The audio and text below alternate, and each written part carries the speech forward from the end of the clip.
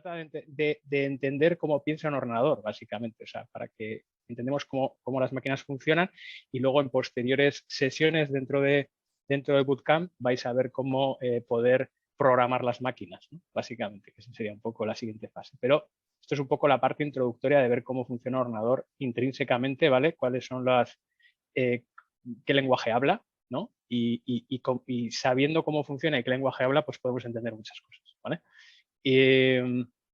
Vale, pues sin más dilación vamos a seguir con la agenda, ¿vale? Voy a poner esto en modo presentación, que no lo había puesto, pero no. La agenda se divide en tres bloques. El primero de los bloques vamos a hablar de este lenguaje de las máquinas, que es lo que hablan las máquinas, o sea, realmente cómo se comunican entre sí en realidad, ¿vale? Y cómo nosotros podemos hacer de interfaz para programarlas, ¿vale? Vamos a ver cuáles son los principales componentes de un ordenador, cómo funcionan intrínsecamente, porque esto es lo que luego vamos a programar, ¿vale? Probablemente, al final a día de hoy nadie programa, bueno, nadie no, poca gente programa a bajo nivel, ya hablaremos de eso más adelante. Las programaciones son más de alto nivel porque introduce una serie de capas de abstracción para hacer más humana la programación, vamos a decirlo así, pero realmente todas esas capas de abstracción al final, cuando se ejecutan en un ordenador, se ejecutan en el lenguaje máquina que vamos a ver, ¿vale? Luego, como digamos que esto de los ordenadores hace mucho tiempo que no trabajan aislados del mundo, sino que a día de hoy las redes de comunicaciones son lo que hace posible que la capacidad de computación que estemos llegando a ver ahora, y lo vemos con la realidad actual del desarrollo de la inteligencia artificial con este famoso chat GPT, que creo que todos ya habéis probado, ¿vale? Se debe sobre todo no solo a la capacidad de computación, que ha avanzado muchísimo en los últimos tiempos, sino sobre todo a la capacidad de computación en red, la capacidad que hace que distintos ordenadores puedan hablar entre ellos directamente y tener esa supercapacidad porque están en una red, ¿vale? Y todo eso es muy importante también, conocer cómo está formada esa red, ¿no? Y luego veremos qué es un sistema de información y cómo podemos montar un sistema de información dependiendo de los tipos que hay, cloud computing y un poquito de introducción a inteligencia artificial. Más allá, poneros unos retos delante que seguro que igual en la clase de filosofía alguno ya habéis comentado, relacionados sobre todo con el derecho, ¿vale? Vale, pues empezando por el principio de todo, ¿vale? Si vamos a saber qué es un ordenador y le preguntamos a la RAE, nos dice qué es esto, ¿vale? Es una definición bastante sencilla, como veis. O sea, un ordenador es una máquina electrónica, está subrayado electrónica, ahora veremos por qué, que mediante determinados programas, esto es lo que vais a intentar aprender dentro de este bootcamp, ¿vale? Permite almacenar y tratar información y resolver problemas de diversa índole, ¿vale? O sea, lo que está diciendo aquí es que es una máquina electrónica. ¿Qué significa que es una máquina electrónica? Que funciona con electricidad. Algo bastante obvio, ¿vale? O sea, es decir, los ordenadores están formados por componentes electrónicos.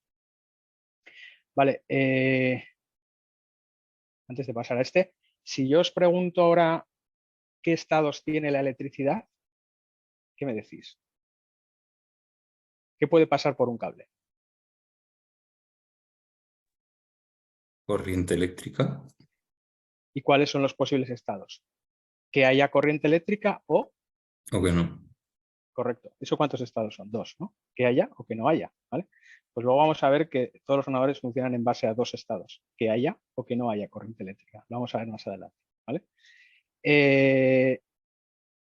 Todo funciona en base a la electricidad que discurre por el corazón de los ordenadores, ¿vale? Y un poco la historia de la evolución de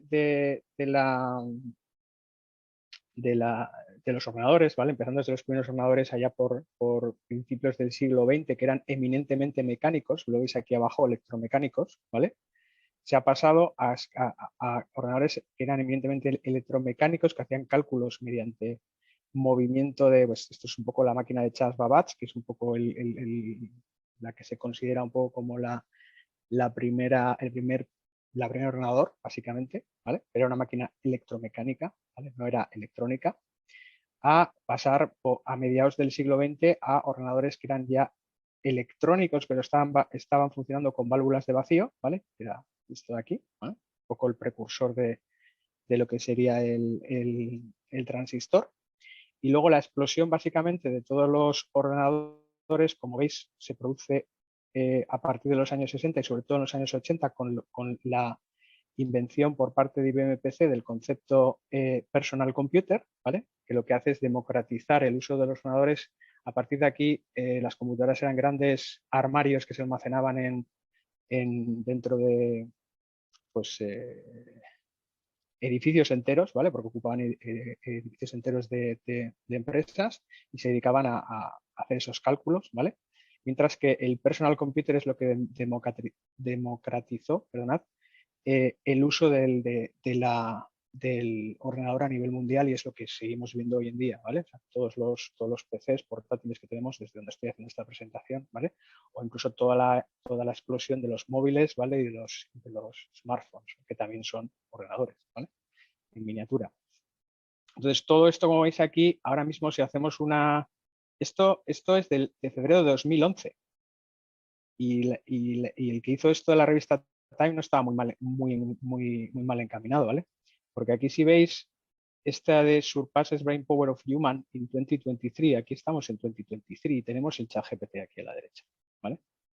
Entonces, no sé si esto de decir que hemos sobrepasado la capacidad del cerebro humano es demasiado ambicioso, yo creo que no, ¿vale? Que todavía no estamos ahí, ¿vale? Personalmente, pero sí que es cierto que estamos en un punto de inflexión donde la capacidad de computación y sobre todo la capacidad del aprendizaje automático de las máquinas está llegando a potencialmente esto. Yo creo que esto también es un poco ciencia ficción, ¿vale? Pero ¿qué es la singularidad? La singularidad es que las máquinas puedan pensar por sí mismas, básicamente, ¿vale? Pero bueno, eso es otra historia filosófica que podremos discutir entre todos, ¿vale?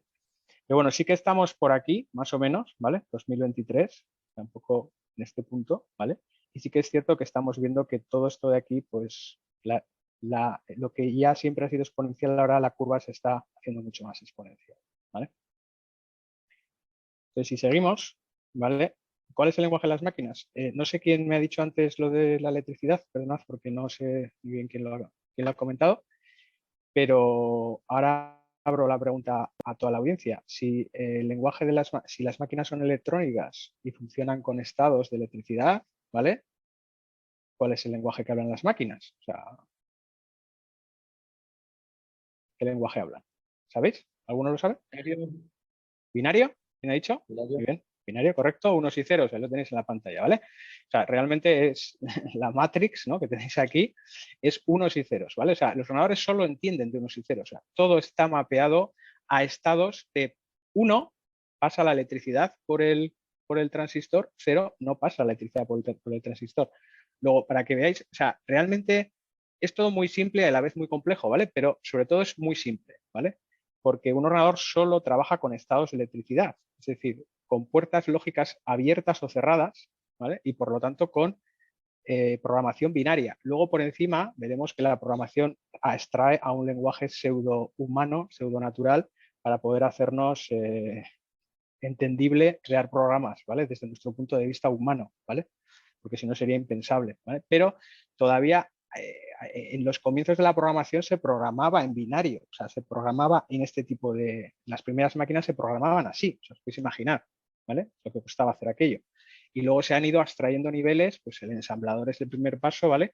Todavía hay sistemas y entornos que por la criticidad que tienen se siguen programando en lenguaje pseudoensamblador o cerca del ensamblador. Por ejemplo, hay ciertos programas, por ejemplo, de la NASA, ¿vale? Que gestionan puntos críticos en microchips que usa la NASA en sus lanzaderas, que por cierto la NASA usa microchips, o sea, no usa del año 2023, usa microchips de los años 80, de los años 90. ¿Por qué?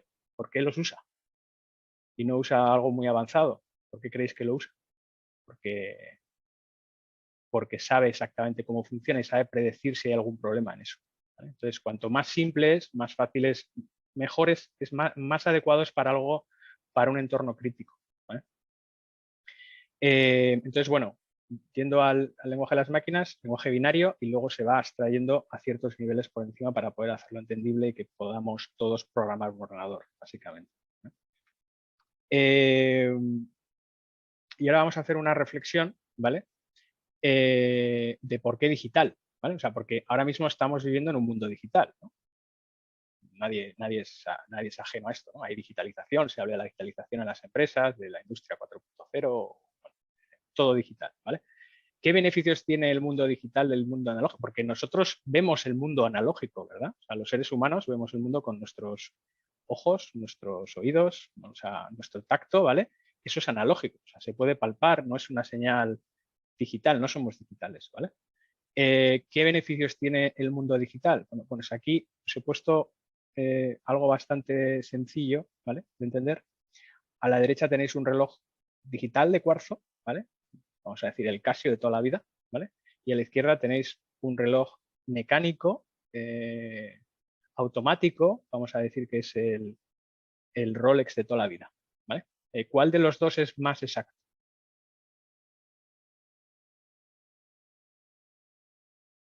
¿Cuál se equivoca menos en el tiempo al dar la hora? Si alguno de vosotros habéis tenido o tenéis cualquiera de los dos relojes, podéis responder esta pregunta, que es bastante sencilla. ¿Cuál es más exacto?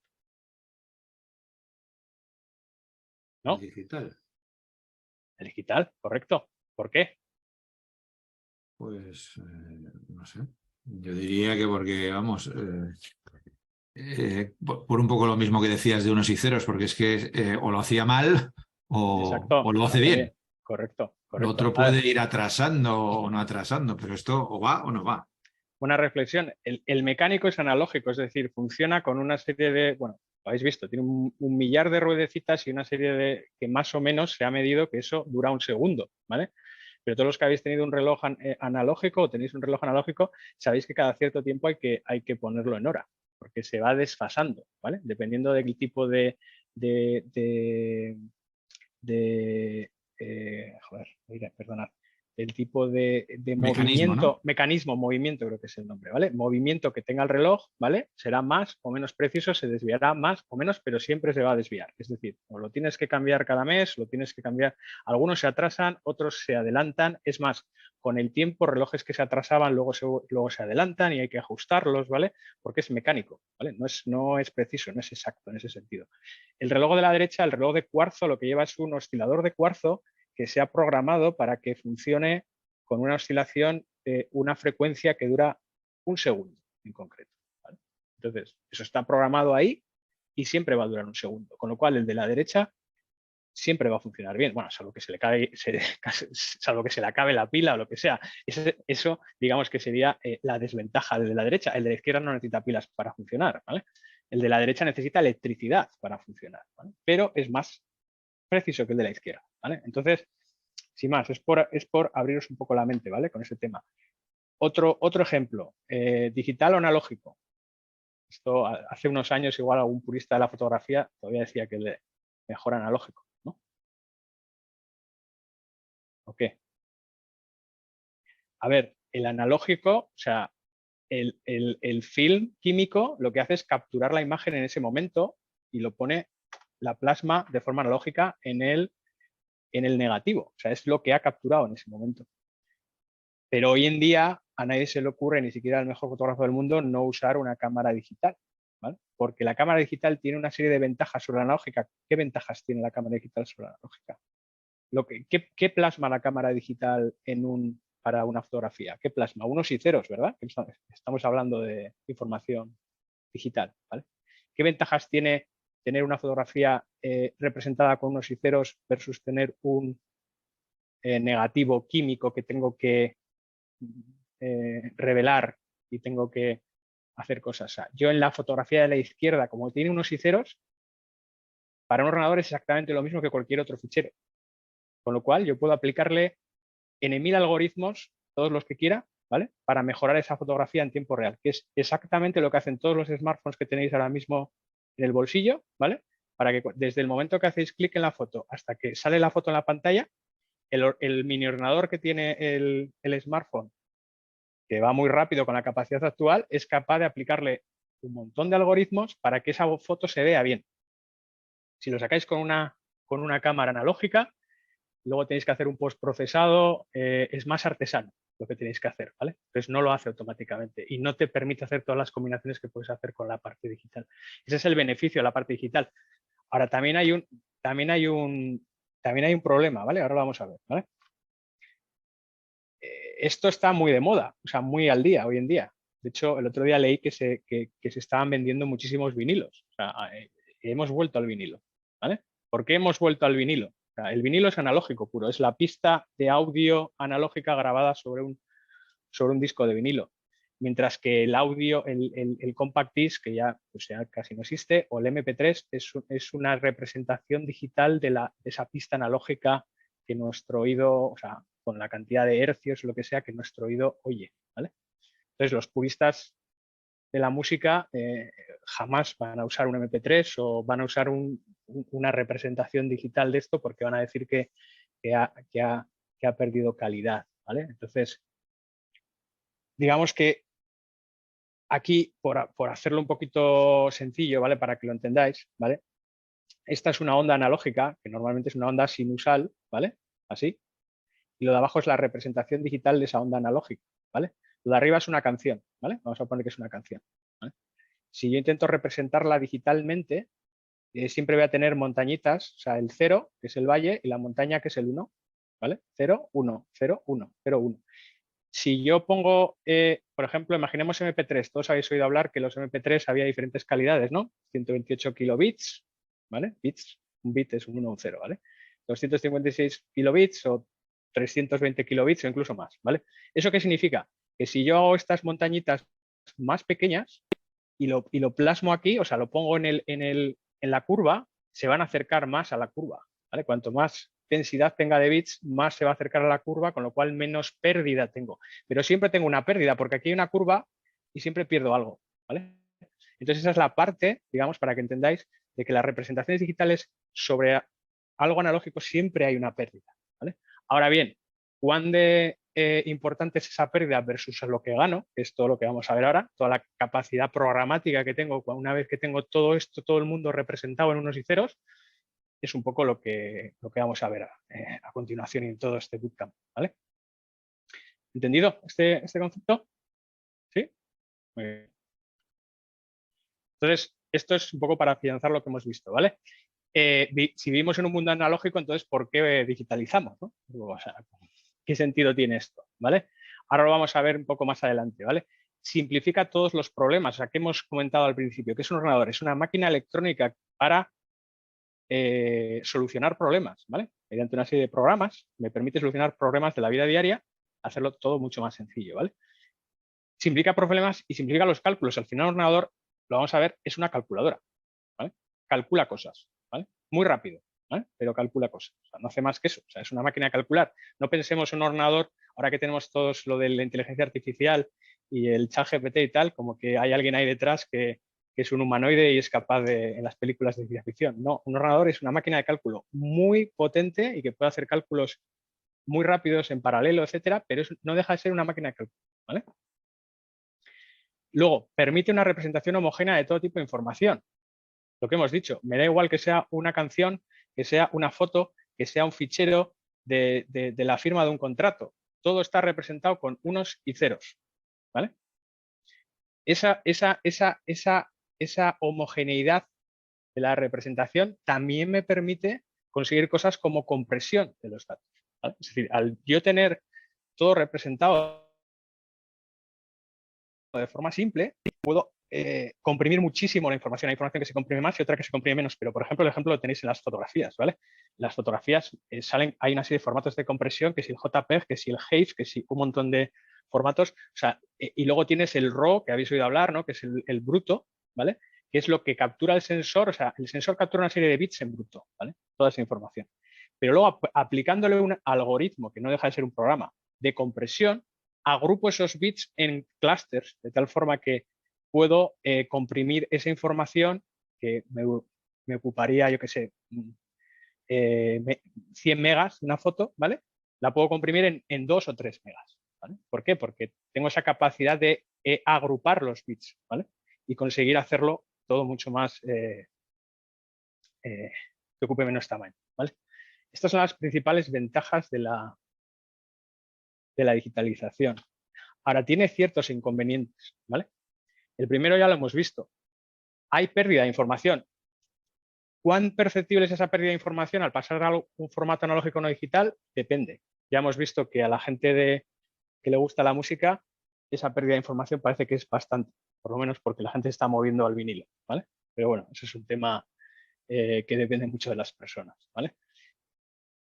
Luego hay otro problema que está más alineado con la naturaleza de vuestra profesión, ¿vale? Que igual alguno de vosotros ya lo ha vivido, ¿vale? Que son los problemas con las evidencias digitales, ¿vale? Una representación digital puede acarrear problemas de integridad. Es decir, yo en una representación que son unos y ceros, yo puedo cambiar un dato, ¿vale? O sea, un 1 y me cambia la representación completa, ¿vale?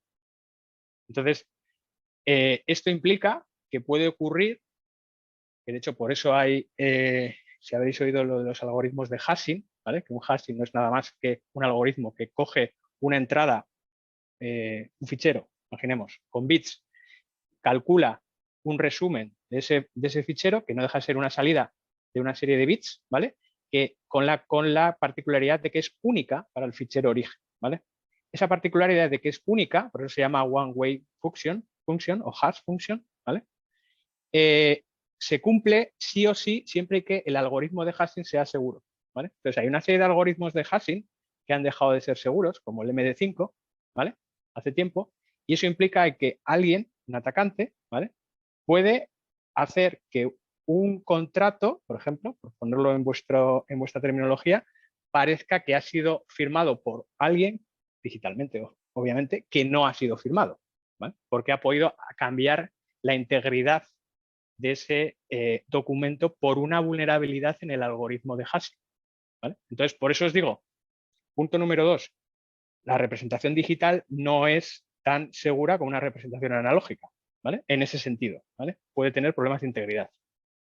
3, las evidencias digitales son volátiles, se pueden falsear, es un poco en la misma analogía que os he hecho ahora, ¿vale? Es decir, yo podría crear un fichero manuscrito y, bueno, pues el manuscrito puedo hacer una pericia para ver si ese fichero realmente lo ha escrito la persona que dice ser, pero en un fichero de Word eso no lo tengo tan claro, ¿verdad?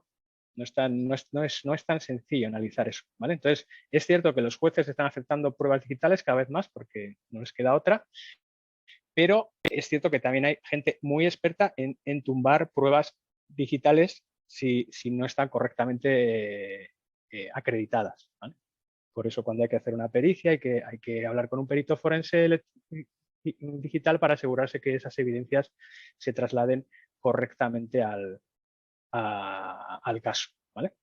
Pero bueno, supongo que alguno de vosotros igual ya se ha enfrentado a algún caso de estos, ¿vale? ¿Alguna pregunta sobre esto? ¿No? ¿Muy claro? Vale, vamos a practicar un poco la mente. ¿Cómo andáis de cálculo matemático? Sí, fácil. Binario, es fácil, ceros o unos, ¿no? Vamos a practicar un poco la mente para empezar, para que no os aburráis. Vale, entonces, binario, hemos dicho, el binario usa 2 dígitos, ¿verdad? El 0 y el 1. Nosotros, los seres humanos, estamos acostumbrados en general a contar en decimal, bueno, pues esto de los árabes, ¿no? Que es donde nos viene esto del 0 y el 10, ¿no? O sea, del 0 y el 9, perdón. Cuando contamos en decimal, tenemos 10 dígitos, el 0 incluido, ¿vale? Del 0 al 9, diferentes, ¿vale? Entonces, cuando contamos en decimal, yo tengo el 0, el 1, el 2, 3, 4, 5, 6, 7, 8 y 9, hasta el 9 habría aquí, ¿vale? En binario tengo 2. Entonces, ¿qué ocurre? O sea, ¿qué ocurre en decimal cuando se me acaban los dígitos? ¿Qué hacéis? O sea, cuando llego al 9, ¿cuál es el siguiente número? Es fácil, ¿no? Una combinación de los anteriores, claro, el 1 y el 0, ¿no? Para hacer 10. Correcto. Entonces, si estoy contando en binario, cuando se me acaban los dígitos, ¿cuál es el siguiente número? Otra combinación que no sé cuál es. Entonces, no, lo mismo, 1 y 0. O sea, es decir, si a mí cuando se me acaban los dígitos en binario, en el 2, ¿no? O sea, el 0 es el 0, el 1 es el 1, está claro, ¿vale? El 2, ¿qué es? 1, 0. Pero se me han acabado los dígitos. O sea, meto un 0 por detrás y corro hacia la izquierda, ¿verdad? Luego el 3, ¿qué sería? Sumo 1 más 1, todavía tengo dígitos, ¿vale? 1, 1, sería 11, ¿vale? 1, 1. El 4, siguiendo la misma lógica, corro el 1 hacia la izquierda, 0, 0, ¿vale? El 5, un 1 por detrás, 1, 0, 1, 1, 1, 0, 1, 1, 1, ¿vale? ¿Entendéis la lógica? ¿No? Otra vez. Decimal, 0, 1, 2, 3, 4, 5, 6, 7, 8, 9. El 10 no, el 10 no existe, o sea, no es un dígito. O sea, el 10 es que se me han acabado los números y vuelvo a empezar. Le pongo un 0 a la derecha y empiezo por el 1, ¿verdad? ¿Correcto? La misma lógica aplica en binario. En binario tengo el 0, tengo el 1, ya no tengo el 2, con lo cual no puedo usarlo, ¿vale? Entonces se me han acabado los números. ¿Cuál es la lógica aquí? El 2 será 1, 0, ¿vale? Pero se me han acabado. Entonces por detrás meto un 0, ¿vale? Como se me han acabado, luego sigo sumando 1 más, 1, 1, ¿vale? Se me han vuelto a acabar. He llegado al tope, ¿vale? Este 1, 1 es como si fuese 9, 9, ¿vale? Para que os hagáis la idea. Si yo al 99 le sigue el 100 en decimal, ¿vale? Al 1, 1 le sigue el 100 en binario, ¿vale? Porque no hay más, ¿vale? Eso es así de sencillo. Sumo 1, otro 1, ¿vale? Sumo 1 y lo corro hacia la izquierda, este 1, ¿vale? 1, 0. Y sumo 1 y ya me he cargado las 3 posiciones de 1. El siguiente, ¿cuál será? Vamos a lanzar una presentación. Bueno, alguna cosa que tengáis, alguna pregunta sobre la parte binaria, era un poco para abrir la mente, para que veáis un poco cómo funciona, ¿vale? Cualquier duda, comentamos, ¿vale? Entonces, el lenguaje de las máquinas es el bit, ¿vale? El bit es el estado más pequeño de información en un ordenador. Es un 1 o un 0, es pasa la electricidad o no pasa la electricidad, ¿vale? El bit normalmente lo veréis habitualmente en métricas como la conexión de red, que se mide en megabits por segundo, no megabytes por segundo, ¿vale? Para que lo tengáis claro, ¿vale? Por eso, aunque tengáis 100 megabits por segundo, 100 megabytes no se bajan en un segundo, ¿vale? Porque son bits, no bytes, ¿vale? Sin embargo, la medida de almacenamiento es de forma estándar, ¿vale? Porque un bit es muy pequeño, es muy poca cosa para almacenar nada, ¿vale? Es solamente un 1 o un 0. Desde el principio se usa una agrupación de 8 bits que es un byte, ¿vale? Entonces, habréis visto que los discos duros, los ordenadores tienen un almacenamiento que se mide, o los pendrives o lo que sea, tienen un almacenamiento que se mide en gigabytes, ¿vale? Megabytes, gigabytes, terabytes, ¿vale? Petabytes, bueno, hay bastantes unidades de medidas por ahí, ¿vale? Pero es todo bytes, ¿vale? Entonces, de hecho, esto es un poco la cantidad ingente de información que estamos tratando a día de hoy, ¿vale? O sea, realmente, pues, para la gente normal, normalmente entendemos hasta terabyte, que es 10 elevado a la 12, ¿vale? Es mucha información, un terabyte, pero bueno, ya a día de hoy, pues, no es habitual de ver discos duros de varios teras, ¿vale? O sea, esto sigue increciendo.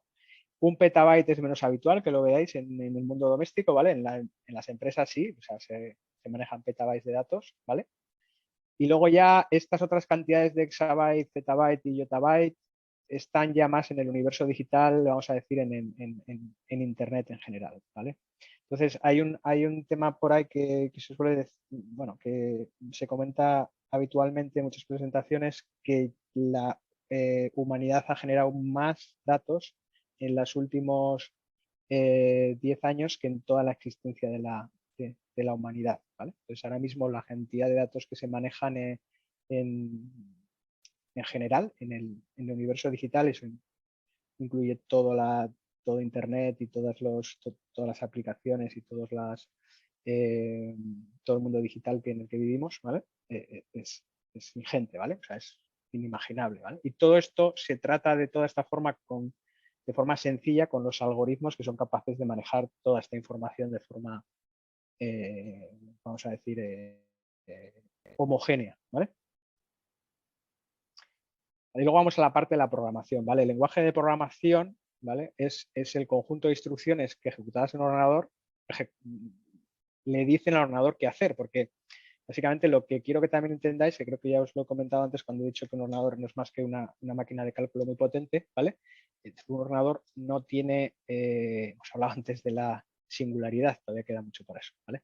un ordenador a día de hoy, y gracias a Dios, no tiene consciencia, es decir, no sabe hacer cosas, solo ejecuta lo que nosotros le decimos, ¿vale? Que luego puede hacer machine learning y algoritmos avanzados que son capaces de automáticamente enriquecer lo que tiene, sí, pero siempre con algo, una serie de datos, una serie de programación que nosotros le hemos dado, ¿vale? Por eso incluso cualquier sistema avanzado de inteligencia artificial como el ChatGPT tiene sesgos algorítmicos que no son más que sesgos del humano que ha creado el algoritmo, ¿vale? O del juego de datos que se ha usado para entrenar el algoritmo, ¿vale? Entonces, al final, siempre hay un humano detrás creando el código, ¿vale? Ese código hay un montón de lenguajes de programación, algunos que casi no se usan. Esto es una nube de datos con los que más se usan, ¿vale? Creo que aquí lo que vais a ver es Python, ¿no? Básicamente, es uno de los que más se usan, pero por ejemplo hay alguna ahora que ya se está usando bastante como el Rust, ¿vale? En lugar del C. Pero al final se trata de lenguajes de alto nivel normalmente, ¿vale? Que permiten abstraerse bastantes capas de toda esta programación que os decía antes para no tener que hablar binario. Básicamente nadie quiere hablar lo que habíamos visto antes, ¿vale? Sería impensable, ¿vale? Entonces, permiten generar un código fuente que nosotros entendemos, más o menos, ¿vale? Y que luego el ordenador, o sea, el lenguaje de programación a través de una serie de programas intermedios que son como el compilador, ¿vale? Uno de ellos, ¿vale? O el intérprete, dependiendo del lenguaje, es compilado o interpretado, ¿vale? Hay distintos tipos de lenguajes. Lo que hacen al final es pasar eso al código máquina que sí que entiende el procesador, ¿vale? O sea, que al final es el que ejecuta la tarea, ¿vale? O sea, siempre al final el procesador va a ejecutarlo en código máquina, pero por encima hay una serie de capas que permiten hacer más humana y más asequible la programación, ¿vale? Que son lo que os comentaba aquí. Entonces, por ejemplo, esto sería un ejemplo de un código fuente muy sencillo para hacer el printf de Hello World, ¿vale? Que lo que hace es simplemente imprimir por pantalla Hello World, ¿vale? Algo muy simple, ¿vale? Como veis, es una línea de código en un lenguaje tipo C, que es un lenguaje de nivel medio, ¿vale? No es tampoco un lenguaje de nivel alto, pero bueno, es un lenguaje bastante estándar. Pero si lo bajamos a ensamblador, todo esto se traduce en todas estas líneas de código. Entonces, esto ya es bastante más complejo de entender, porque aquí lo que estamos hablando es de movimiento entre registros y de llamada a una serie de interrupciones que son estados dentro del propio procesador, ¿vale? Y para esto hay que entender cómo habla y cómo funciona el procesador internamente. Esto es bastante más complejo que lo que hemos visto antes. Entonces, esto me permite, independientemente del procesador, de la arquitectura que tenga por debajo, ejecutar esto en cualquier sitio, ¿vale? Y luego ya el compilador se encarga de traducirlo a esto, que es lo que realmente va a ejecutar el procesador. O sea, vosotros no tenéis que hacer esto, no os preocupéis, ¿vale? Por si alguno ya estaba empezando a sudar. Operativo, ¿vale? El sistema operativo es otro programa, ¿vale? O sea, es decir, el sistema operativo es un programa que permite cargar programas encima de él, ¿vale? Es como el primer programa, vamos a llamarlo así, lo que permite que haya un entorno de ejecución de programas dentro de un ordenador accesible para un ser humano, ¿vale? Entonces, el sistema operativo es un programa en sí, ¿vale? Es el programa que se carga cuando se carga el ordenador. Podéis tener Windows, Mac o Linux, bueno, cualquiera de esos programas es un sistema operativo, ¿vale? O incluso iOS o Android son sistemas operativos, ¿vale? Antes del sistema operativo, el propio ordenador tiene una cosa que se llama firmware, ¿vale? Que es código máquina escrito, que es lo que es capaz de lanzar el sistema operativo y es capaz de hacer accesible el hardware que tiene esa máquina, o sea, es decir, la parte de abstracción entre el hardware y el sistema operativo. Es decir, el procesador que tengo, la memoria que tengo, la tarjeta gráfica que tengo, la voy a hacer accesible al sistema operativo y a todos los programas que se ejecutan ahí para poder ejecutarlo, ¿vale? Esa parte, ese firmware, que normalmente está grabado a fuego en la memoria ROM del portátil o del ordenador, que es lo que normalmente, no sé, alguna vez habéis tenido que darle al F5 o al F1 cuando arranca el ordenador en la pantalla negra, ¿no? Y os dice, pulsa F5 para acceder a la BIOS, ¿vale? Esa BIOS o ese UEFI que se llama ahora también, ¿vale? BIOS o UEFI, ¿vale? Ahora ya los PUTs van con UEFI, ¿vale? Pero ese programa de BIOS está grabado en un chip electrónico dentro de dentro del equipo. Y eso sí que normalmente se graba en ensamblador, porque eso es crítico, si no, no funcionaría el hardware, ¿vale? Del equipo, ¿vale? Y es un programa muy, muy pequeño, ¿vale? Y muy específico. O sea, grandes programas en ensamblador sería muy complicado hacer, ¿vale? No sé si eso contesta la pregunta. ¿Más? ¿Sí?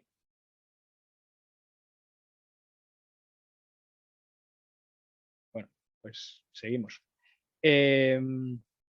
Sistemas operativos, bueno, esto es al final un gráfico de cómo los sistemas operativos de escritorio tipo Windows pues han ido cayendo en el tiempo hasta que los propios sistemas operativos móviles los han superado, pero es más por un tema de pues toda esta explosión de los escritorios móviles desde el año 2014 con el iPhone, ¿vale?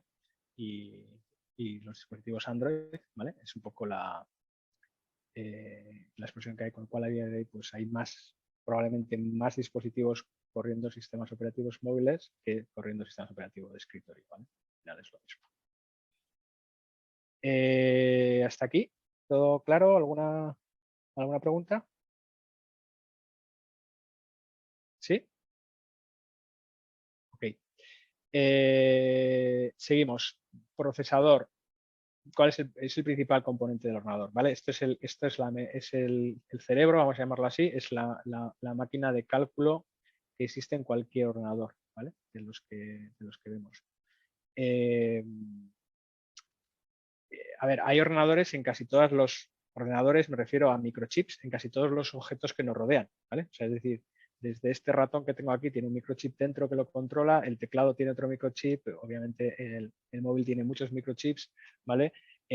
Estamos rodeados de microchips. Si tenéis tarjetas de crédito, tienen un microchip embebido. Si tenéis una tarjeta de estas de transporte público recargable, tiene un microchip NFC embebido. Todos esos son microchips, ¿vale? Con diferentes funciones y diferentes capacidades. Al final no dejan de ser componentes que están formados por multitud de transistores, ¿vale? Miles de millones de transistores. Y un transistor, como os decía antes, no es más que un puente lógico muy pequeño, ¿vale? Este es un transistor que podéis comprar en cualquier tienda electrónica, en plan grande, ¿vale? De los grandes, ¿vale? Pero los que llevan cualquier procesador que tenéis en el móvil, lo que sea, son miniaturas, ¿vale? De hecho, están muy cerca ya del nanómetro, ¿vale? De hecho, creo que están a 3 nanómetros, que eso es muy pequeño, ¿vale? Como os podéis imaginar. Y realmente lo que guardan son estado eléctrico, ¿vale? O sea, un 1 o un 0, ¿vale? Son registros eléctricos, puertas lógicas. Esto de los procesadores es algo de lo que más se ha avanzado en los últimos años, ¿vale? En el sentido de que cada vez hay más densidad de transistores dentro de un procesador y eso implica que la potencia de proceso de un procesador ha venido siguiendo la conocida como ley de Moore, porque Moore dijo en 1965, es uno de los fundadores de Intel, que es uno de los grandes fabricantes de procesadores, que cada año se duplicaría la capacidad de proceso, ¿vale? Se ha venido cumpliendo a rajatabla y de hecho en los últimos tiempos creo que ya ha dejado atrás la ley de Moore en el sentido de que es mucho más el avance que lo que la propia ley de Moore predecía, ¿no? Entonces, bueno, aquí esto es un poco una serie de hipérboles sobre qué pasaría si la ley de Moore se aplicase pues eso, al programa espacial, o si la ley de Moore se aplicase a la velocidad de los aviones, pues un vuelo de Nueva Zelanda a Nueva York terminaría en el tiempo que tardan a veces en el cinturón de seguridad, bueno, ese tipo de hipérboles, ¿vale? Porque al final es cierto que la capacidad de los transistores ha crecido muchísimo. Si veis ahí el 4004, que este es uno de los que todavía es utilizado por la NASA, ¿vale? Este tenía 2300 transistores y funcionaba con un reloj, ¿vale? El ciclo de reloj es lo que habéis visto antes en el reloj Casio, ¿vale? Es lo que marca cada ciclo de ejecución de instrucciones en un procesador y es lo que marca también la velocidad, ¿vale? Este se ejecutaba a 740 kilohercios, que son kilociclos, ¿vale? Y este Intel Core i9, que ya es bastante antiguo, ¿vale? Tiene 5.000 millones de transistores y se ejecuta 4,5 GHz, ¿vale? Que son gigaciclos, ¿vale? Por segundo. Entonces, como veis, esto crece a velocidad muy rápida. Otro ejemplo que tenemos aquí es otro de los componentes críticos, además del procesador, es la memoria. La memoria, hay dos tipos de memoria RAM, memoria volátil, y luego está la memoria de almacenamiento secundario, ¿vale? Que sería el conocido como disco duro, ¿vale? O cualquier otra memoria que tengáis accesoria. Esto ya es un poco antiguo, ¿vale? Quiero decir, ahora ya casi no pasa porque con el Office 365 que casi todo el mundo tiene y el autosave, pues los documentos se salvan y están en la nube y tal y nadie pierde nada, ¿vale? Pero al final todo lo que abrís ahora vamos a ver con la demo del Little Man Computer, ¿vale? Todo lo que un programa abre es volátil, está en la memoria RAM, ¿vale? O sea, no está en ningún sitio donde se almacene, ¿vale? Sino que está todo en la memoria RAM, ¿vale? ¿Y por qué está la memoria RAM? Porque la memoria RAM es una memoria de acceso muy rápido que está pensada para trabajar con el procesador. El procesador tiene muy poca memoria, tiene una serie de registros que guardan unos pocos bits, ¿vale? Que los necesita para hacer los cálculos rápidamente, pero todo el tamaño actual de los programas es muy alto, es muy grande y de los datos que se manejan, y eso hay que ponerlo en memoria en algún sitio, ¿vale? Entonces, como bien decía, no me acuerdo tu nombre, perdona, CAMP Abogados, no me acuerdo tu nombre. ¿Cuál es tu nombre, perdón? ¿Sí? Emilio. Emilio, perdona, es que no me Perdona, aparece que es aquí que tu no nombre, me lo he aparece cambiado otra porque cosa. como estoy con el ordenador del trabajo. No te preocupes. No, tú me decías que al final el PC se quedaba sin memoria, ¿no? Entonces, al Sí, final, la memoria es un recurso muy importante porque si no tenemos memoria, ¿qué es lo que hace el procesador? El procesador no puede quedarse sin memoria porque al final deja de procesar datos, ¿vale? Entonces, si tengo poca memoria en el sistema, lo que normalmente hace el sistema operativo, en este caso, que es el que controla esto, es buscarse la memoria en otro lado. Y ese otro lado donde puede buscarse la memoria es el almacenamiento secundario, que es mi disco duro donde tengo más capacidad, ¿vale? Pero si voy al almacenamiento secundario, el tiempo de acceso ya no se mide en nanosegundos, como veis aquí, que es un tiempo de acceso más cercano a la capacidad de proceso de un procesador, muy rápido, ¿vale? Como el correcaminos, sino que se mide en un tiempo de acceso de microsegundos, ¿vale? Y eso lo que hace es que cuando mi ordenador, si alguna vez habéis oído paginar, ¿vale? Cuando mi ordenador pagina es que está pasando páginas de memoria, es decir, parte de la memoria RAM la pasa a la memoria secundaria y eso implica que el ordenador empiece a ir lento, ¿vale? Porque está intentando salvar la escasez de memoria que tiene para cargar programas, cargar datos y procesar toda esa información utilizando parte de la memoria secundaria que sí que tiene, ¿vale? Pero que es de un carácter, es muchísimo más lento que la memoria principal, ¿vale? Entonces eso hace que el ordenador se ralentice y es eso que comentaba Emilio, ¿vale? Esa sensación de que necesito más memoria. Si pongo más memoria me va más rápido, ¿vale? Eso es cierto hasta cierto punto, ¿vale? O ha sido cierto y sigue siendo cierto a día de hoy. Lo que pasa es que ya el tiempo de cálculo ha bajado bastante porque ahora lo que tenemos son almacenamiento de memoria de disco de estado sólido, que vuelven a ser chips, ¿vale? Entonces, si también habréis oído hablar que si tengo un disco duro mecánico o si tengo un disco duro de estado sólido, la diferencia es abismal en tiempo de carga, en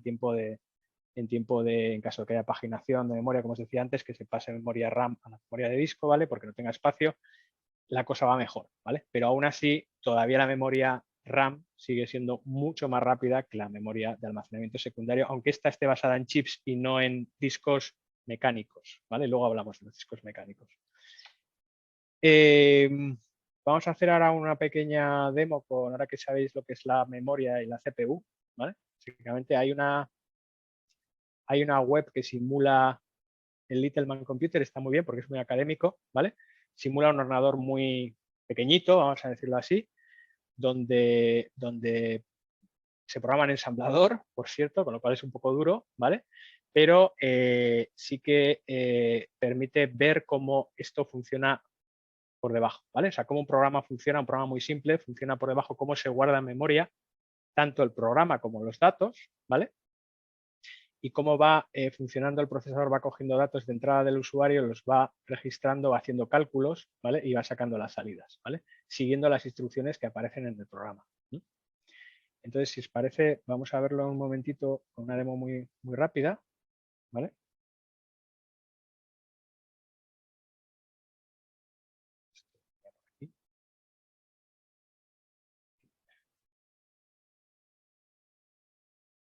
Vale, tengo ya cargado un programa aquí, ¿vale?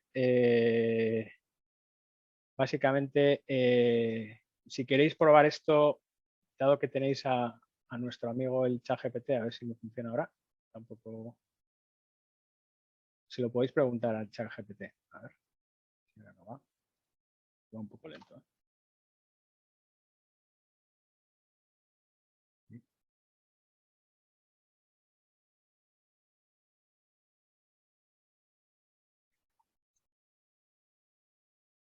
Hay que meterle más CPU a ChatGPT, lo están desbordando.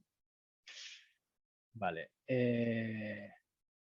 Tengo aquí algo que ya he hecho antes, ¿vale? Para que no tener que preguntárselo otra vez, porque si no me va a tardar la vida, ¿vale? Básicamente, aquí lo que he hecho ha sido, veis aquí lo que le he preguntado, ¿vale? Le he preguntado, oye, dame un programa en Python que me ordene en la lista de números usando el algoritmo de Babel Sort, que creo que lo vais a ver, de hecho, en la siguiente sesión, ¿vale? Algo así, ¿vale? Entonces, al final, en resumen, el algoritmo de Babel Sort es un algoritmo que coge un array de números, ¿vale? O sea, una serie de números que le pasas y va ordenándolos de 2 a 2, ¿vale? Entonces, el de la izquierda con el de la derecha pone el que es más grande, más alto después, al final te muestra la lista de números ordenados de menor a mayor, ¿vale? Y esto es lo que está haciendo aquí, o sea, básicamente está creando un bucle, ¿vale? Para pasar por todo el array de números, que es este de aquí. Este array de números le pide al usuario que los introduzca, input enter a number, hasta 10, ¿vale? O sea, for i in range 10, esto es lo que está diciendo es, introdúceme 10 veces un número, ¿vale? Es un bucle que finaliza cuando acaba el 10, ¿vale? Y eso lo va guardando en un array, que es este, ¿vale? O sea, en una variable, ¿vale? Donde se van guardando todos esos números uno detrás de otro. O sea, imaginaros, 1, 2, 3, 4, 5, 6, 7, 8, 9, 10, ¿vale? Coge eso y luego le pasa esta otra función, que es la que realmente los ordena, ¿vale? No me voy a meter mucho en el detalle, ¿vale? Pero para que lo entendáis, lo que hace simplemente es coger al siguiente que está en la posición del array y coge el mayor y se queda con el mayor, ¿vale? Entonces, al final acaba generando esto. Lo que genera es una lista ordenada de números. Aunque los hayamos metido de forma desordenada, nos va a generar una lista ordenada de números. Es lo que hace, es una tontería de programa, ¿vale? Entonces, genera esto. Esto es lo que tendríais que hacer, programar vosotros humanamente en un Python, que es bastante sencillo, ¿vale? Si le pregunto al ChatGPT, le digo, oye, ¿y me lo pasas en Little Man Computer Format? Dice, sí, mira, aquí está, ¿vale? Entonces, este sería el programa de aquí, de Python, en el computador de ejemplo que vamos a ver ahora, ¿vale? Como veis, esto es pseudo ensamblador, ¿vale? Es bastante más complejo, ¿vale? Pero aquí lo tenéis explicado y todo, ¿vale? Para que lo veáis. Incluso también le he llegado a preguntarle, he dicho, bueno, pásamelo en ensamblador. Esto es para que veáis la complejidad, ¿vale? Ensamblador, esto es el código de ensamblador, ¿vale? El x86, que es el código estándar de la arquitectura Intel, ¿vale? Y claro, me pasa el código, esto le ha costado como media hora o más generar, ¿vale? Y este sería el código ensamblador de todo eso. Como veis, es bastante más pesado, ¿vale? Ok, vale, vamos a ver ahora el programita este, que el que he cargado es un programa muy tonto, ¿vale? Para que lo veáis. Entonces yo le voy a dar a default normal, ¿vale? O sea, aquí lo bueno es que tú le puedes decir cuál es la velocidad que quieres que te lo muestre, ¿vale? Si quieres hacerlo en plan lento para que veas cómo está haciéndolo, o quieres hacerlo en velocidad normal para que veas cómo lo ejecuta rápido, ¿vale? Lo primero que veis aquí veis aquí que yo he puesto aquí el programa, ¿vale? Este es el programa, que lo que hace básicamente este programa, este no es el del Babel Sort, he puesto uno más corto, ¿vale? Este lo que hace es coge los valores de entrada hasta que yo meta un 0, es decir, deja de coger valores de entrada cuando meta un 0, ¿vale? Y los va guardando a partir de la posición, creo que es 50, ¿vale? Los va guardando aquí, en memoria, a partir de, no, 50 o 60 creo que es, no me acuerdo de cuál es. Bueno, ahora lo vamos a ver, ¿vale?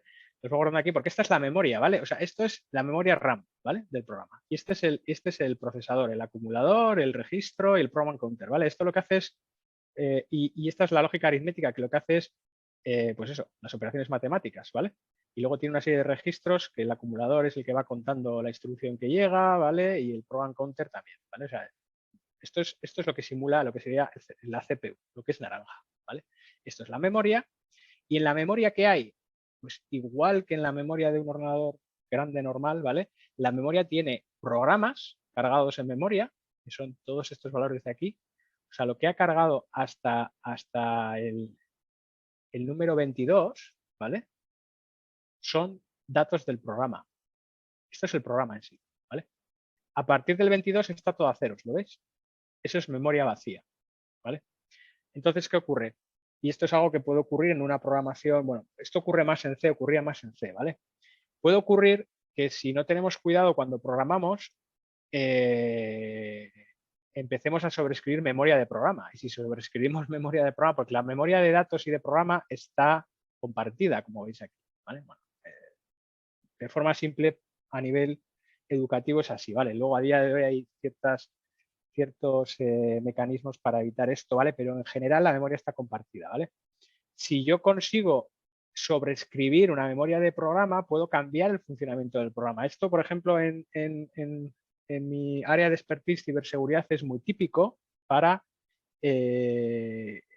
vulnerabilidades de ciberseguridad, ¿vale? Es el típico exploit, como se conoce, ¿vale?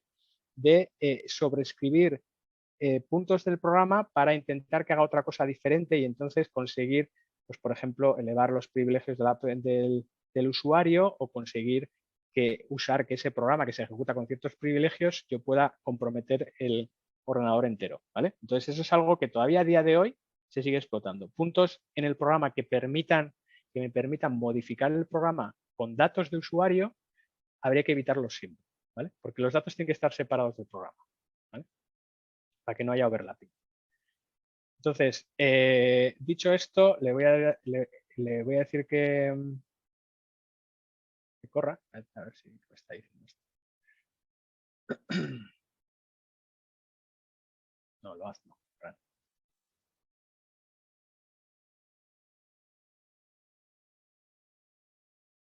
Se nos ha quedado tonto igual. Vamos a ver.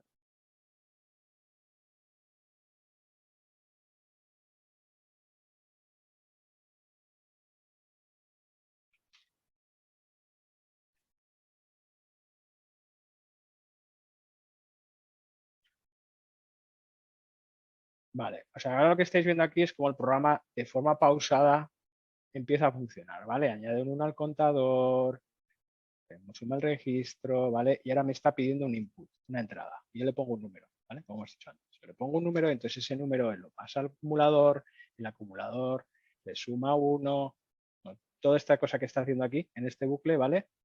Lo pasa y al final guarda ese 5, vais a ver ahora, ¿vale? O sea, realmente todo esto es para guardar el 5 en una posición de memoria, ¿vale? Pero todos son instrucciones necesarias para llegar ahí, ¿vale? Entonces coge el 50 y dice, quiero guardar el 5 en la posición 50. Antes ha tenido que incrementar el address register para ponerle el 50 y poder pasarlo ahí, ¿vale? Entonces, y al final, como veis, ha grabado el 5 que he metido yo, lo ha grabado aquí, en esta posición 50, ¿vale? Y todavía no ha acabado, ¿vale? O sea, está ejecutándolo, ¿vale? Está cogiendo, porque esto está cogiendo la instrucción, la pasa a la CPU la ejecuta, o sea, y luego una vez que la ejecuta es cuando vuelve a incrementarlo, ¿vale? Entonces, todo esto lo está haciendo a velocidad muy, muy lenta, ¿vale? Como veis. Entonces, una vez que hemos pasado esto a velocidad lenta, lo habéis visto, cómo va, ¿vale? Voy a ponerle default fast para que a nivel humano no tengamos todo este lag, ¿vale? Y yo le voy a meter otro valor, como veis ahora lo he hecho muy rápido, no habéis visto, ni siquiera lo habéis visto, ¿vale? Pero ha puesto el 10 aquí.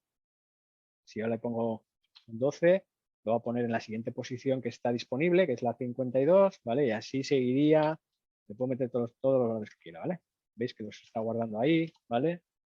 ¿Veis? Este no, porque se pasa, ¿vale? Ponemos este, ¿vale? Está guardando aquí, el 4, lo veis aquí, ¿vale? El 64, ¿vale? Y ahora ya le digo que ya vale, ¿vale? O sea, ahora ya quiero que me los ordenes, ¿vale? Que me los saques por pantalla y me los ordenes. Esto es lo de al 0, ¿vale? Que es la forma en la que identifica que esto me tiene que ordenar y terminar el programa.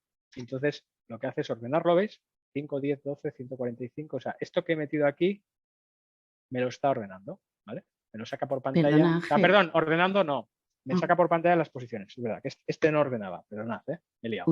Una pregunta, ahora Sí, está dime. sobreescribiendo, ¿no? Porque o sea, hemos pasado de llegar hasta el 22 y ahora estamos ya hasta la No, posición. pero no hemos sobrescrito el programa principal. El programa llega hasta aquí, ¿vale? Vale, y los números que están saliendo Los a números, continuación, el los números 50, salen de 51. aquí. Están aquí. Ah, vale. O sea, este programa mete los números en memoria, pero nada, que me he equivocado yo, ¿eh? Este no los ordena, el que los ordena es un poco más complicado, ¿vale? Este mete los números en memoria y cuando yo le meto a un 0, termina el programa y me vomita los números en la posición en la que los ha metido, ¿vale? Ah, o sea, en el vale. mismo orden en el que los ha metido, ¿vale? Entonces yo he Vale. metido un 5 y ha Nos va empezado poniendo ahí la escribiendo el 50, 5, 51. 50, 51, 52. Claro, hay otro programa de ejemplo, ¿vale? De aquí también, que podéis comprobar porque este empieza a sobreescribir de forma infinita esto y cuando llega a 99 empieza a sobreescribir el programa aquí. Y entonces casca. Vale. ¿Vale? Entonces ese simula lo que pasaría si a nivel de programación no tenemos cuidado en separar la memoria de datos de la memoria de programa, ¿vale? Porque entonces sobreescribiríamos la memoria de programa y entonces causamos un error. Si sobreescribimos la memoria de programa, normalmente causamos un error en el sistema, ¿vale? Y ese punto de error en el sistema, como yo os contaba antes, puede ser utilizado por un atacante para colar un código suyo y ejecutar algo malicioso, ¿vale? Los troyanos, los virus hacen eso, muchos de ellos explotan ese tipo de condiciones, se llaman condiciones de carrera, ¿vale? En el argot, ¿vale? Pero bueno, no, eso es muy técnico, ¿vale? Pero es una condición de carrera, es que yo pueda saltarme un bucle en un programa, ¿vale? Y poder ejecutar algo que no estaba en ese programa originalmente con el entorno de ejecución de ese programa, que si es un entorno, digamos, es un programa de Windows que corre con System, que es el usuario que más privilegios tiene, sería capaz de modificarme todo el sistema y, por ejemplo, pues, como habéis oído hablar del ransomware, pues pueden llegar a hacer ese tipo de cosas, ¿vale? Pero es para que veáis un poco cómo funciona esto. ¿Alguna duda con este tema? Tenéis ejemplos, le podéis preguntar a ChatGPT cómo hacer programas y tenéis ejemplos también en esta página de...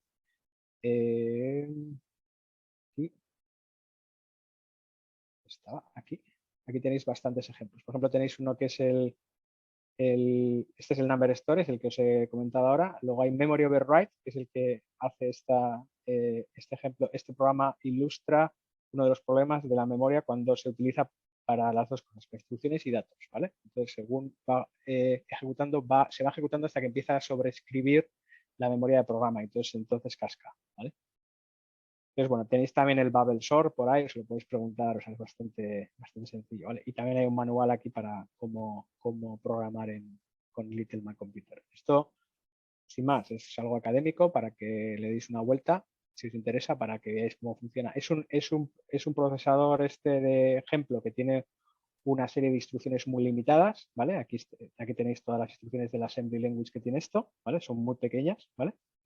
Y permite, pues precisamente, pues esto, para efectos académicos, empezar a tener un poquito de mentalidad de programación, ¿vale? Pero bueno, simplemente para que lo tengáis.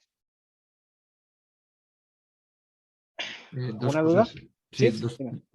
esto que dices, que para que tengamos, porque le están materiales, ¿no? Luego me imagino, para poder verlo, ¿no?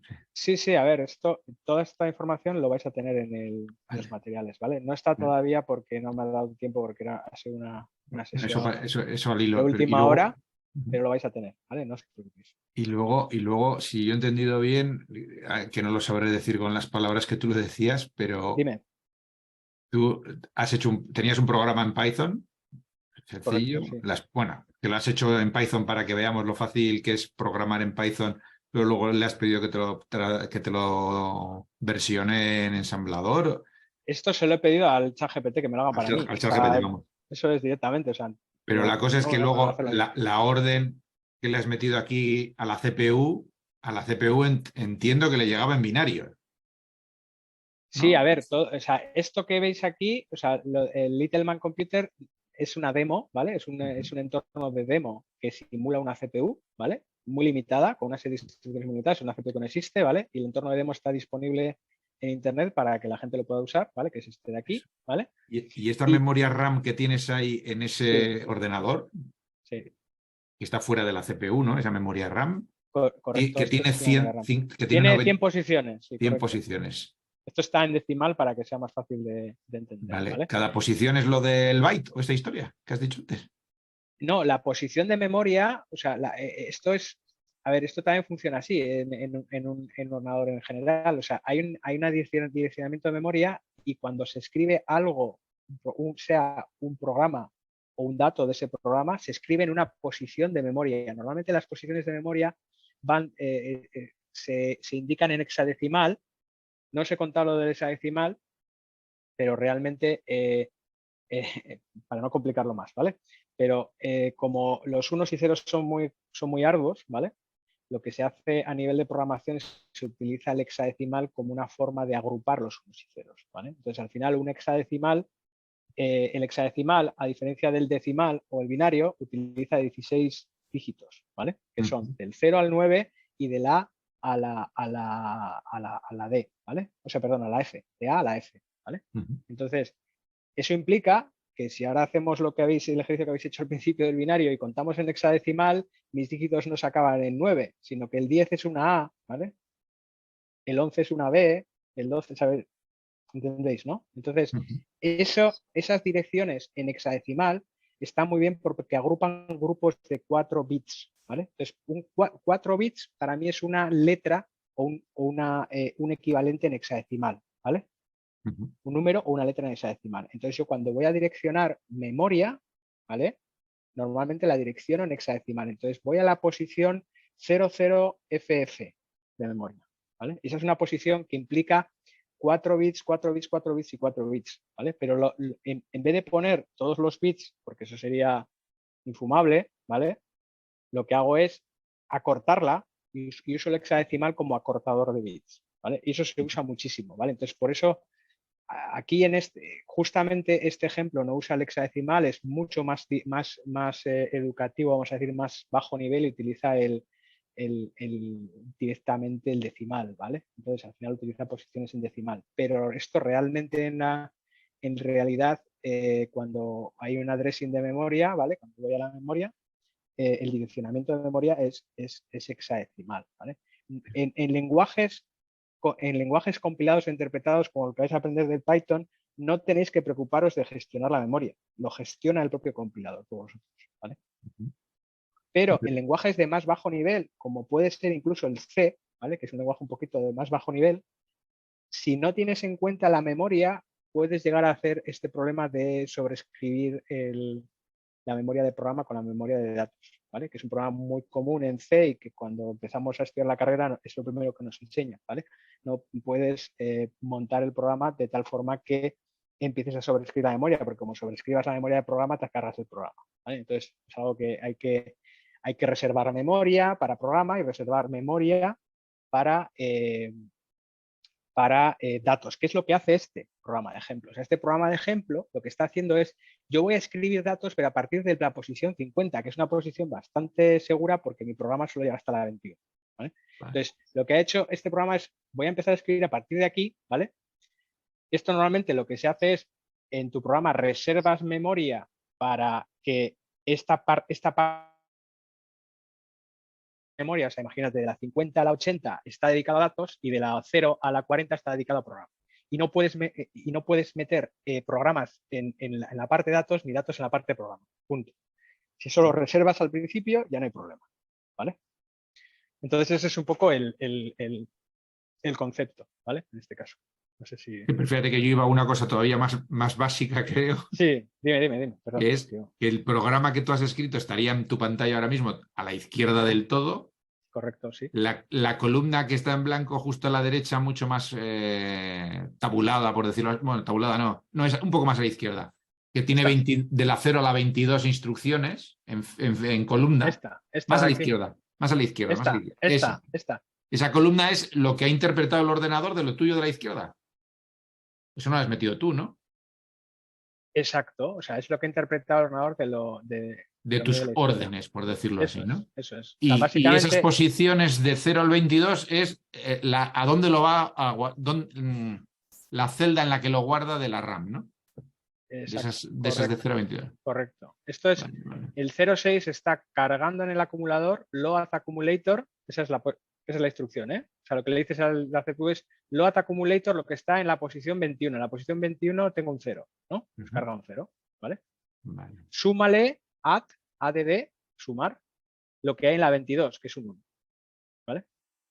Esta es storage en acumulé el 0.2, lo que está en la posición 0.2, ¿vale? O sea, esto es la instrucción y esto es de dónde lo coge, ¿vale?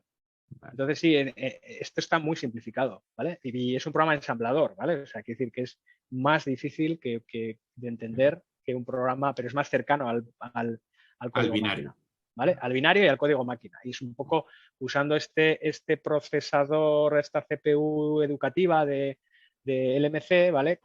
Consigues acercar cómo funciona un procesador más complejo haciéndolo de forma más simple, ¿vale? Porque al final es lo mismo, ¿vale? Lo que pasa es que en vez de tener un set de 10 o 12 instrucciones, que es lo que tiene esto, un procesador puede tener cientos de instrucciones, ¿vale? Diferentes, que hacen diferentes cosas, ¿vale? Con lo cual se complica mucho más.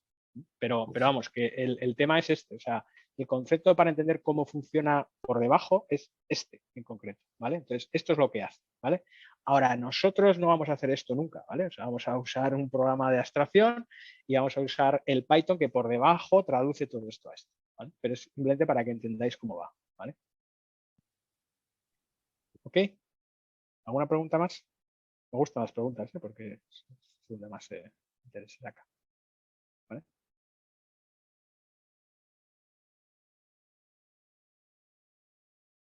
¿Ok? Vale, pues seguimos para ver si terminamos. La parte del almacenamiento ya la he explicado, ¿vale? Voy a ponerlo en una presentación, perdón. La parte del almacenamiento ya la he explicado, ¿vale? El almacenamiento secundario tiene una diferencia con el principal, que normalmente se habla en microsegundos y no en nanosegundos. Esto aplica a los discos duros, digamos, mecánicos, que todavía existen, porque para el almacenamiento masivo el coste por gigabyte es muchísimo menor, ¿vale? Entonces se utilizan discos mecánicos, que son magnéticos, ¿sí? Y luego hay otros discos que son los de estado sólido, que son los que tenéis en el móvil para el almacenamiento, o cualquier otro disco de un ordenador de hoy en día de sistema operativo viene con un disco de estado sólido que es muchísimo más rápido, ¿vale? En el acceso. El disco mecánico es lento porque tiene un cabezal de lectura, es un disco que gira continuamente y la información se graba en las pistas, que es esto que veis aquí, ¿vale? Del disco, y se graba de forma magnética, ¿vale? Entonces hay una serie de A es la pista, ¿vale? Que es la parte redonda, B es el sector, ¿vale? Que sería la zona si cortamos esto como una pizza, ¿vale? Y el clúster sería la unidad mínima donde se guarda información, que sería como una celdita dentro de este sector, ¿vale? Donde guardaríamos los bytes, ¿vale? En trozos. Esto además tiene otro problema, estos discos, que alguna vez igual habéis sufrido, que es la fragmentación de la información, ¿vale? Porque aquí se empiezan a escribir datos en las zonas que están, en los sectores que están libres, ¿vale? Y entonces, pues bueno, imaginaos que se empiezan a escribir datos por aquí, pero luego un programa escribe datos por aquí, otro escribe por aquí y otro por aquí, ¿no? Entonces al final acaba fragmentado el disco. Eso significa que los programas, para acceder a leer un programa completo, el disco, la cabeza lectora, que no es más que un disco que va aquí como si fuese el disco de un vinilo, ¿vale? Tiene que desplazarse de aquí, de A B o a C, y ese desplazamiento implica tiempo en el orden de milisegundos y no de microsegundos, y eso hace que el ordenador vaya más lento. O hacía, ¿vale? Esto digo, es más lo que pasaba hace 10 años cuando era más común tener discos duros basados en discos duros de sistema operativo, me refiero, basados en Mecánicos, ¿no? mecánicos, perdón, no me sale la Oye, palabra. Sí, o sea, a ver, esto es un poco la evolución de discos de, pues eso, los tubos, los tubos de almacenamiento magnético, que esto no lo he visto ni yo, ¿vale? Tambores magnéticos, que tampoco lo he visto, discos duros que antes eran como armarios de grande, como veis ahí, y ahora son muy pequeñitos, ¿vale? Discos duros mecánicos, estos son todos mecánicos, como veis aquí tienen la aguja y la pista mecánica. Al final esto es un plato de metálico que está imantado, ¿vale? Y la información se graba de forma analógica, como se haría en una cinta, ¿vale? Se graba escribiendo magnetismo, o sea, al final con una cabeza lectora que magnetiza y escribe los bits ahí, ¿vale? Con magnetismo, ¿vale? Por eso habréis visto que una forma de destruir estos discos duros hay una serie de cosas que se llaman desmagnetizadoras, ¿vale? Que lo que hacen es, pues, grandes imanes, le acercas a un disco duro y te lo cargas, ¿vale? La información que tiene, ¿vale? Básicamente. O lo mismo pasaría con un disquete de estos del año PUM, ¿vale? Que ya no se usan, o un cassette del Spectrum, ¿vale? O una cinta de almacenamiento que todavía se usan, ¿vale? De almacenamiento para backups de cinta en centros de datos. Esto todavía se usa porque tiene una capacidad muy elevada y para almacenamientos offline, ¿vale? Es una forma muy barata de almacenar datos, ¿vale? Para backups, sobre todo, ¿eh? Para copias de seguridad, en caso de que haya algún problema con la información. Y esto es lo más habitual hoy en día, que los discos duros sean de estado sólido, con lo cual son chips, igual que los de la memoria, pero con una capacidad de mantener esto de forma persistente, ¿vale? Y bueno, esto de los CDs y DVDs pues también está bastante obsoleto a día de hoy, ¿vale? Pero realmente el problema que tienen, bueno, y a nivel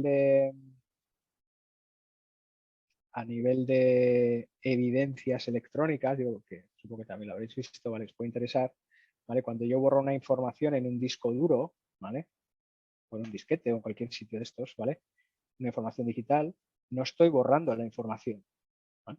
Estoy borrando el enlace a dónde está esa información en el índice del disco, ¿vale?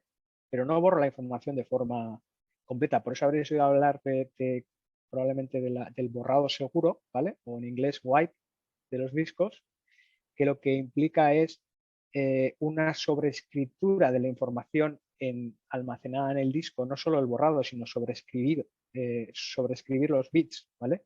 Para garantizar que no se pueda recuperar. Porque hoy en día el borrar una información, trasladar a la papelera, no implica que has borrado la información. La información sigue estando en el disco y por un proceso de forense se puede recuperar fácilmente toda esa información, ¿vale? Y a día de hoy, como los discos duros tienen unas capacidades bastante más de las que normalmente usamos, ¿vale? La información que vamos borrando, salvo que la borremos sobreescribiéndola, que casi nadie lo hace, hay programas, es sencillo, si buscáis Wipe Tools o lo que sea en Google, os salen 1000, ¿vale? Para sobreescribir de forma segura la información, ¿vale? Pero que sepáis que la información en sí no se borra, ¿vale? De un disco duro cuando le damos a suprimir, ¿vale? Simplemente se borra del enlace a esa información, pero no se borra la información. Seguimos, entiendo que seguimos todo el rato. ¿Necesitáis alguna pausa técnica o cómo lo hacéis, Juliana? No sé si seguís por ahí todavía, por cierto. Sí, sí, claro que sí, aquí estoy. Sí, Como quieran los participantes. Lo digo porque queda media hora, pero bueno, como veáis, ¿vale? Up to you. Seguimos entonces. Yo por mí seguimos, vamos. Perfecto, vamos a seguir. Venga. Bueno, muy bien. Bueno, al final, esto rápidamente, al final el gran almacenamiento de datos se hace en cabinas de discos como las que veis aquí, que es lo que hay en las empresas. Son Google, Amazon y todos estos tienen data centers enteros con este tipo de discos, ¿vale? Que son discos que al final, porque falle uno, no pasa nada, porque está todo redundado no sé cuántas veces, ¿vale? Con lo cual no hay ningún problema de pérdida. Bueno, esto es una curiosidad que os he puesto aquí, que al final que sepáis que los discos duros son sensibles al sonido, a las vibraciones, ¿vale? Porque al final no dejan de ser mecánicos, ¿vale? Y que, pues bueno, pues si estás suficientemente cerca de un data center, pues puedes llegar a suspender la cotización del mercado de valores como pasó en 2018, ¿vale? Eso es algo curioso para que sepáis. Y luego esto es un poco cómo se almacena la información para garantizar que haya redundancia plena, ¿vale? Pues si alguna vez habéis tenido un NAS doméstico, un NAS es un Network Storage Server, ¿vale? De casa para guardar las cosas. Ahora ya no es tan habitual porque ahora todo el mundo tenemos el cloud y el Netflix y ya todo tiramos de ahí, ya no hay que guardar películas, cosas por el estilo, ¿vale? Pero bueno, si tenéis un NAS en casa, pues tendrá un RAID 5, un RAID 6, que básicamente implica que, aunque se rompa uno de los discos, estos de aquí, tengo la información duplicada en el resto, ¿vale? O sea, se trata de que si tengo todo en un disco, ese disco se puede romper, es mecánico, al final puede fallar y romperse. Incluso un disco de estado sólido se puede romper, ¿vale? Entonces, obviamente no es nada recomendable tener todo en un disco, sino hoy en día lo mejor es tener una copia de seguridad en el cloud, ¿vale? Porque es bastante accesible y ahí es más difícil que se me pierda, pero si tenéis algo en casa, que solamente queréis tenerlo en casa, lo suyo es que esté rendado por lo menos con un RAID 1 o mejor un 5, ¿vale? Uno es espejo, es decir, tengo dos discos y tengo lo mismo en el disco 1 que en el disco 0, ¿vale? Es muy ineficiente, pero obviamente si se me rompe uno, el otro sigue, ¿vale? Y el RAID 5 es que tengo partes en otros sitios, ¿vale? De tal forma que si se me rompe uno o incluso dos discos puedo reconstruirlo, ¿vale? Es mucho más sencillo. ¿Alguna duda hasta aquí?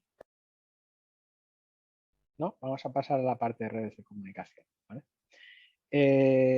Bueno, como os decía, hemos visto la parte de computadores, de un poco cómo funcionan las máquinas a nivel bajo nivel, ¿vale? Para entender un poco, pero hoy en día esto es impensable sin tener unas buenas redes de comunicación que nos permitan conectarnos a toda esta nube de computación de forma remota en cualquier lugar, de cualquier parte del mundo y poder aprovechar incluso que ordenadores se interconecten entre sí y puedan aprovechar esa potencia de cómputo en la nube, ¿no? Esto es lo que hace posible que hoy estemos hablando del ChatGPT o de otros avances tecnológicos, ¿vale? Porque sin una red interconectada de alta velocidad como tenemos hoy en día, esto sería impensable. O sea, hace 15 años esto sería completamente impensable, incluso con la misma evolución, digamos, de las CPUs aparte, ¿vale? O sea, esto necesita tener computación de nube, computación distribuida, ¿vale? Para poder llegar al nivel que tenemos. Entonces, al final que tenemos las redes de comunicaciones, que a día de hoy siguen funcionando bastante parecido a como lo hacían en los años 60, ahora vamos a ver, ¿vale? Con qué cambios, ¿vale? Pero es bastante parecido, ha habido mucha evolución en el lado del transporte de la señal, con el tema de la evolución del radio, ¿vale? De los 4G, 5G, el Wi-Fi, el Bluetooth y todos los transportes inalámbricos, ¿vale? Pero lo que son los protocolos de acceso a la red y de acceso a Internet y de intercomunicación a través de Internet son bastante igual hoy que hace 45 años, ¿vale? O 50 años, ¿no? Es bastante, las bases siguen estando ahí, ¿vale? Entonces, por entender las bases, empezando por el concepto de red, ¿vale? Hay distintos tipos de red. Tenemos una red LAN. Una red LAN es lo que tengo en mi casa, ¿vale? O sea, todos tenemos un router que me lo da mi operador y ahí tengo conectado una serie de cosas. Puedo tener IPC, puedo tener un NAS, como os he dicho antes, puedo tener las bombillas inteligentes, ¿vale? Que se conectan a mi HomePod y cuando le digo que se apaguen, ¿vale? O sea, puedo tener una televisión Smart TV, puedo tener cualquier cosa que se conecte a Internet la tengo conectada a mi LAN de casa, ¿vale? Entonces eso sería la LAN, que solo llega hasta el router de mi SP, ¿vale? Luego hay un concepto de MAM, que es Metropolitan Area Network, pero que a día de hoy está en desuso. Esto está pensado para una red, digamos, de diversas zonas geográficas, ¿vale? Hoy en día solo hay LAN y WAN, ¿vale? El MAM es simplemente a efectos que sepáis el término, ¿vale? Y luego tenemos el WAN, que es Wide Area Network, que básicamente es lo que me interconecta mi LAN con el resto de cosas, ¿vale? En este caso con Internet, ¿vale?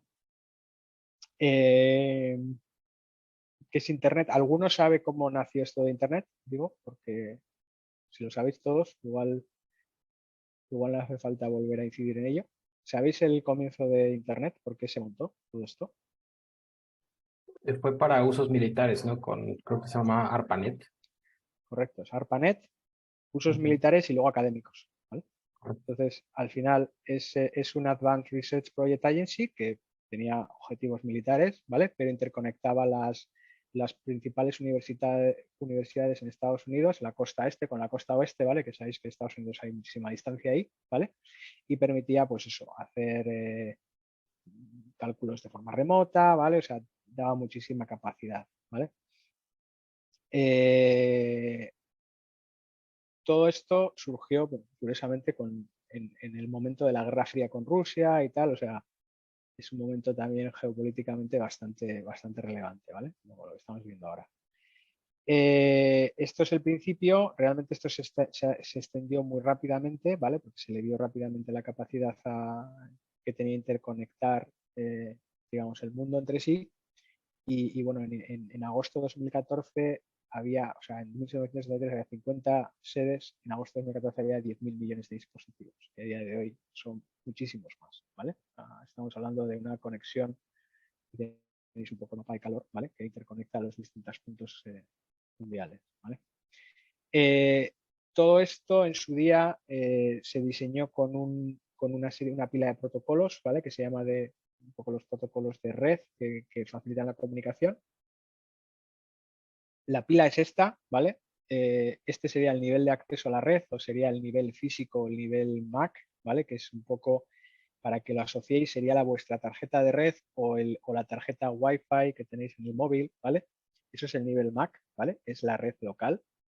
Luego el nivel IP, que es la red que me interconecta con el mundo, es decir, yo tengo una dirección IP que es como mi matrícula, vamos a decir mi DNI, para navegar por Internet y es la que me permite hablar con otra máquina que está en Internet en otra dirección IP diferente, ¿vale?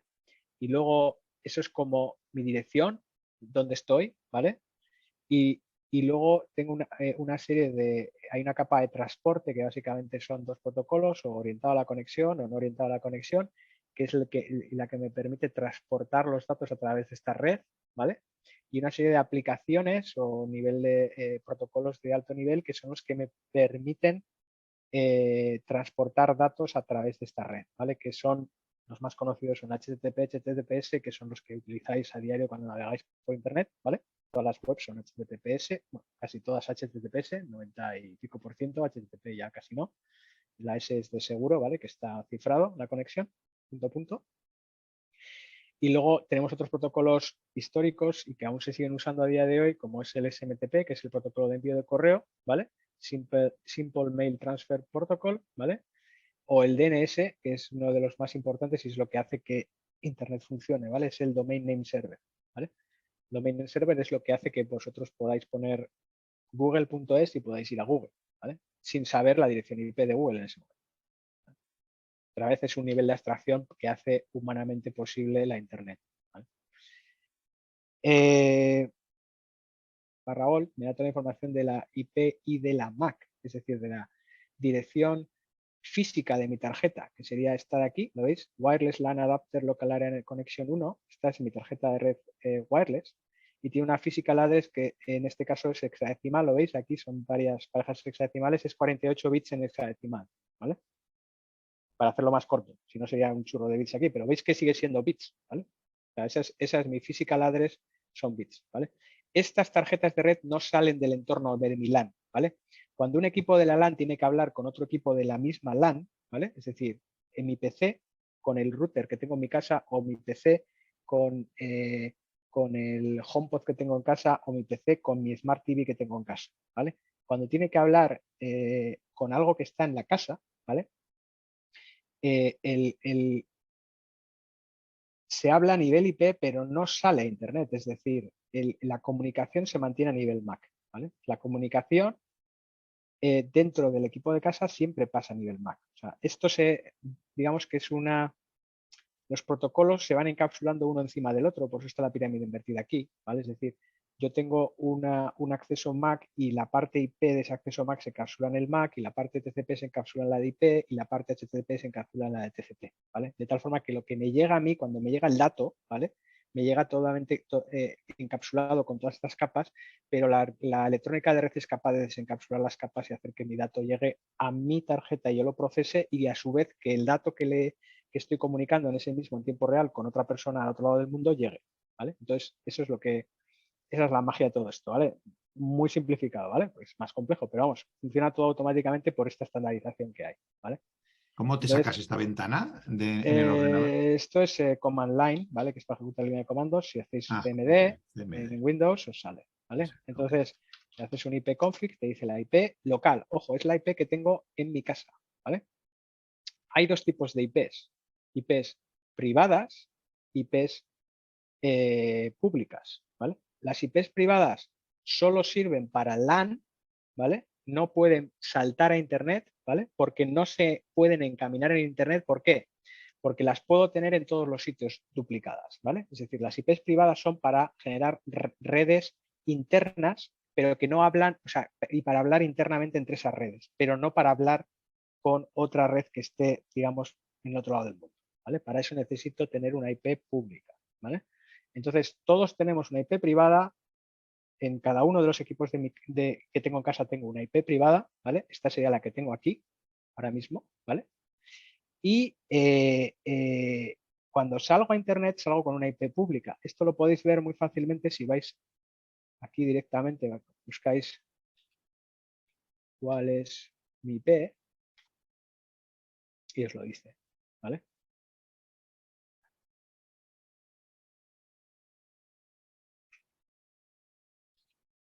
A ver,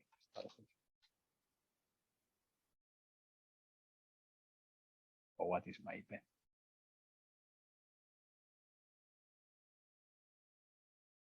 ¿Lo veis aquí? Esta sería mi IP pública, ¿vale? 88.14.112.135, ¿vale?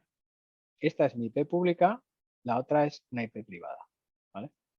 Hay una serie de rangos, ahora os cuento, que están asignados para IPs privadas, es decir, no se pueden usar para IPs en Internet, ¿vale? Esto, hay una organización sin ánimo de lucro que se llama la IANA, que es la que define esto a nivel mundial, ¿vale? Y establece, estas IPs son para uso privado, estos bloques de IPs, ¿vale? Hay varios, el 192.168 es uno, hay otro que es 10.000, ¿vale? Son los más comunes y los que más se usan, y esos solamente se pueden usar en entornos privados, ¿vale?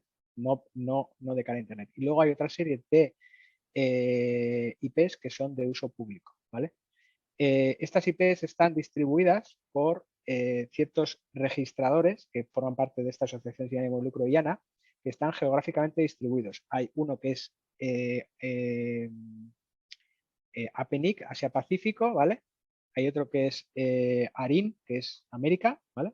América y América Latina. Hay LACNIC, que es América Latina, ¿vale? Para Perú, creo que hay alguien de Perú por aquí, ¿vale? Y luego estaría el RIPE. RIPE sería Europa y Medio Asia, ¿vale? Y luego tenemos AFNIC, que es África, y APNIC, que es Asia-Pacífico, ¿vale? Que sería Japón, China y Australia, ¿vale? Todo esto lo tenéis aquí, ¿vale? En este mapa. Esto es un poco los registradores de IPs, quién los lleva en cada uno de ellos, ¿vale? Y si buscamos esa IP pública, por hacer el caso práctico y que lo veáis, ¿vale? Yo como busco de quién es esta IP, ¿vale? Pues esto es lo primero que haría si tengo un caso judicial y quiero buscar quién es el que me puede decir quién es el usuario que está detrás de esa IP, ¿vale? Entonces yo iría a ripe.net, porque en este caso sé que es una IP de Europa, ¿vale? Pero si no podría buscarlo en cualquier otra medida de donde era, ¿vale? Yo la busco aquí y me dice que esto es Telefónica de España, ¿vale? ¿Lo veis? Entonces ya tengo un contacto, ¿vale? Si yo tengo una citación judicial y tengo que identificar a quién es el que está navegando con esta IP en este momento porque ha cometido un delito, ¿vale? Yo tengo que poner en contacto con Telefónica de España. Telefónica de España tiene que tener, porque está obligada a tener un registro de quién es la persona que está navegando con esta IP en este momento, ¿vale? Que soy yo, básicamente. Entonces, esa es la forma de llegar a quién es el responsable de una IP. Aquí te puede salir un ISP, te puede salir una empresa, para casos en los que es una empresa grande, sale la empresa directamente, ¿vale? O te puede salir bueno, un hoster o lo que sea. Nunca te sale el usuario final, ¿vale? Por ley de protección de datos, GDPR, lo que sea. O sea, esto nunca sale aquí, ¿vale? Pero sí te sale cómo llegar al responsable de esa IP, ¿vale? Y es tan sencillo, o sea, es público, ¿vale? Lo podéis buscar aquí en RIPE, en ARIN o en APNIC, ¿vale? Dependiendo de dónde esté la IP, ¿vale? ARIN.net, ¿vale? Es la otra. Si intentáis buscar una de RIPE que es de ARIN, os va a decir que no es de ahí, ¿vale? Que tenéis que buscarla en otro sitio, ¿vale? Por ejemplo, estoy buscando la mía y me dice que es de RIPE, ¿vale? Directamente que vayas aquí y aquí te lo da, ¿vale? Ok. Luego las direcciones IP, bueno, esto no lo he contado, pero al final hay dos tipos de direcciones IP, las IPv4, que son las iniciales, ¿vale? La versión 4, hay IPv6 también, que habréis oído hablar, ¿vale? La IPv6 lleva como 20 años definida. El problema es que no ha despegado todavía del todo. Hay ciertos proveedores, los grandes, que ya están en IPv6, ¿vale? Y hay como un 25% de Internet que está usando la IPv6, ¿vale? Pero claro, no es todo Internet, solo un 25% de Internet está en IPv6, con lo cual, como comprenderéis, los proveedores no pueden daros solo IPv6, porque entonces solamente veríais el 25% de Internet, no el 75% restante, ¿vale? Entonces esto va paso a paso, ¿vale? Porque ¿qué ocurre con las IPv4? Que se agotaron hace tiempo, ¿vale? De hecho, se han agotado hace 4 o 5 años, ¿vale? Ya no hay más, o sea, no se pueden dar más IPs. De hecho, hay gente que compra empresas por tener las IPs que tienen asignadas, ¿vale? Porque son muy cotizadas, ¿vale? Entonces ya no hay IPv4, lo que pasa es que hay una tecnología y un protocolo que afortunadamente nos hemos inventado, ¿vale? Que se llama el NAT, ¿vale? Network Address Translation, que permite reutilizar una IP para un montón de cosas, ¿vale? Entonces, esto no es tanto problema, sí que es un problema para la seguridad, porque cuando yo hago un NAT es más difícil tracear a quién está detrás, ¿vale? No tengo una IP por cada dispositivo persona en el universo, ¿vale? Que sería lo que puedo conseguir con IPv6, ¿vale? Las IPv4 son de 32 bits y por lo tanto tienen una máxima combinación de 4.000 millones, ¿vale? No se puede haber más, ¿vale? Entonces ya lo hemos pasado hace tiempo, ¿vale? Y las IPv6 serían esto, que esto es como más fácil de aprender, aunque todavía sigue siendo difícil, ¿vale? Pero esto ya es bastante más difícil de aprender, ¿vale? Porque las IPv6 tienen 128 bits, entonces para hacerlo fácil se montan en hexadecimal de esta forma, ¿vale? Y normalmente cuando una IPv6 se construye a partir de una IPv4, esta parte final suele ser la IPv4, ¿vale? Embebida en una IPv6. Bueno, como veis, esto en unos y ceros es algo bastante infumable, ¿vale? Pero bueno, esto todavía, si lo veis por ahí, en algún caso sí que, no sé si ha salido aquí algo de IPv6, creo que yo no tengo aquí nada activo, este es el manual de trabajo y no tengo activo el IPv6. Pero si no, si veis una dirección de este tipo, es una dirección IPv6, ¿vale? Vais a identificar. Estas son las privadas que os contaba antes, ¿vale? O sea, estos rangos de direccionamiento solamente se pueden usar para uso privativo, con lo cual nunca los vais a ver en una conexión pública, es imposible, ¿vale? Porque no se enrutan, no se pueden ver en Internet, vamos a decirlo así. O sea, nadie puede hablar en Internet con estas IPs, ¿vale? Porque están reservadas para uso privado, ¿no? Entonces, normalmente son las IPs que tendréis si estáis en la empresa o estáis en vuestra casa, os va a dar una IP de este tipo, como veis que está aquí, ¿vale? Está quemada. Esta IP, ¿vale? Esta, la 192.168 corresponde a este rango de aquí abajo, ¿vale? ¿Okay? ¿Alguna duda? Bueno, esto ya lo hemos hecho, ¿vale? Esta prueba, cuál es mi IP y a qué proveedor pertenece, que es un poco lo que hemos visto de ARIN, ¿vale? Por si queréis buscar de dónde es una IP, ¿vale? Podéis hacerlo fácilmente así. Y además de IP está la parte del protocolo, ¿vale? Hay dos tipos de protocolos en la pila TCP/IP, esa que os he enseñado antes, ¿vale? Que es la que se utiliza como mecanismo de transición, o sea, de comunicación de Internet. Hay protocolos orientados a la transmisión, que solo es el TCP, ¿vale? Y protocolo no orientado a la transmisión, que es el UDP, ¿vale? Ejemplo, ¿por qué hay dos? ¿Vale? O sea, el TCP es mucho más segura la conexión porque se establece a dos bandas, es decir, hay una negociación previa entre las partes hasta que se establece la conexión y es una conexión más persistente, mientras que el UDP está orientado a mecanismos de transporte de datos que necesitan muchísimo real time, o sea, muchísimo dato en tiempo real y muy poca latencia, ¿vale? Con lo cual no se establece esa comunicación previa, sino que simplemente se envía el dato, ¿vale? Y la parte receptora lo recibe, ¿vale? Y viceversa, ¿vale? Entonces, ejemplos del día a día. Cualquier protocolo que uséis para navegación web, FTP, SMTP, tal, todo eso es TCP, ¿vale? Y cualquier cosa que sea streaming, es decir, lo que estamos haciendo ahora mismo de Zoom, va por un protocolo UDP, ¿vale? De Real Time Streaming Protocol. Este es RTSP, es un protocolo de transferencia de vídeo en tiempo real. que utilizan todos los streamers, o sea, todo lo que podéis pensar que streamea vídeo, audio o lo que sea, ¿vale? Pues todos los servicios de Netflix, de Disney Plus, de Spotify, etcétera, etcétera, de Teams, todo eso utiliza un protocolo UDP para transmitir vídeo, porque si lo hiciese con TCP habría muchísimo retardo, habría muchísimo lag y habría muchísimos problemas, ¿vale? Porque se perderían paquetes, básicamente se perdería parte de la conexión. Ángel, ¿latencia Dime. es el retardo? Latencia es, a ver, latencia es lo que tardas entre conectar entre A y B, es decir, ejemplo de latencia, ¿vale? Ahora mismo algunos de vosotros estáis en Perú, que está por aquí, ¿vale? Y yo estoy aquí, ¿vale? Entonces ahora mismo no hay latencia, parece que va todo en tiempo real súper bien, ¿vale? Esto es porque Zoom tiene servidores aquí, y tiene servidores aquí, tiene servidores aquí, tiene servidores aquí, y tiene mecanismos para pasar esa información a través de los cables submarinos de alta velocidad, de tal forma que estos servidores que hay aquí hacen que la latencia de red sea baja, ¿vale? Es lo que se conoce como una red, al final es una red de transporte a nivel global, ¿vale?